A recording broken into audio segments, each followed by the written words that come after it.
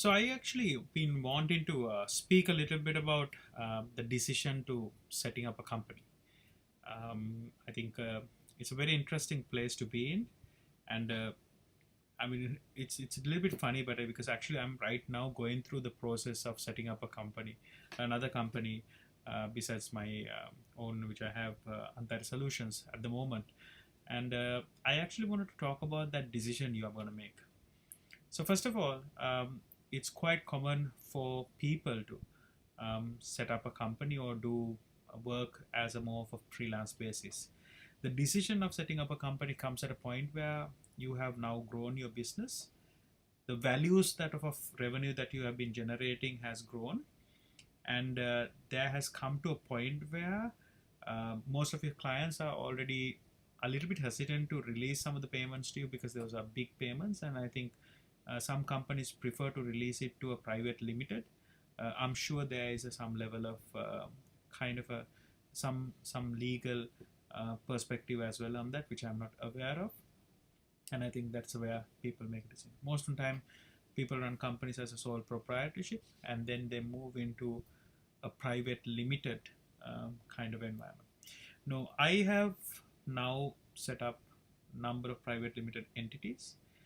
This is like one of the things that I in the front, so I can speak a little bit at length about setting up a business. Before you get into the process of setting up a company, one of the key decisions that you need to make is that are you doing it alone, or are you doing it with some of the other partners or directors for the company. If you're going to set it up as an individual 100% owned company, then I think it is just a simple process of following through. I think there's some paperwork that get reduced.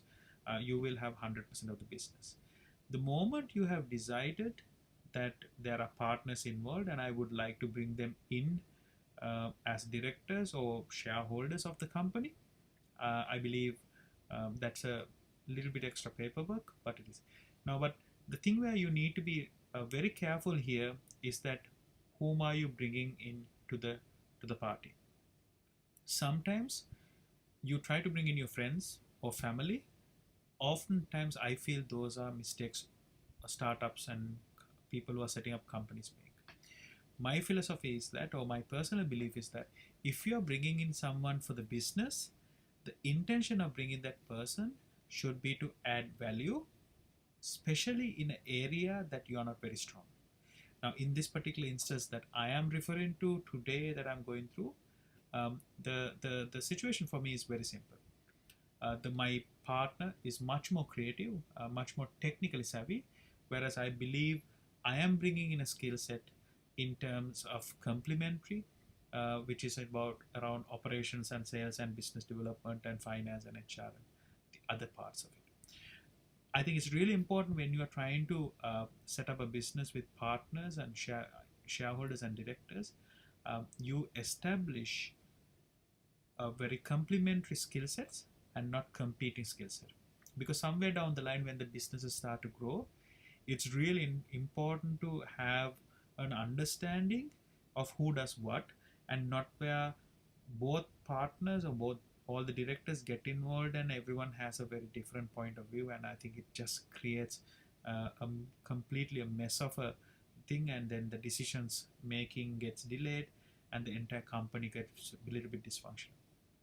And it's also really important that when you are bringing people on board, whether there's an exit or what type of a exit are they looking at. Are they really interested in the same journey as you? Are they interested in building a long-term business, or for them it is right now important to be part of this business, or somewhere down the line if there's an exit, how would they exit this business are things that you actually should be very clear about from the beginning, and ideally should be in a more of a in the agreement or etc., so that there's no misunderstanding doing. Because when you are setting it up, it's easy, it's brand new, there's nothing, there's no legacy, there's no brand, there's no success, there's no business. But after you set up, after a few years and the business have grown and it's successful, these conversations becomes a lot difficult And then I think it's really good to not have misunderstanding, and I've seen enough misunderstandings as a result. So that is, I feel, is the very first step about going about setting up a business.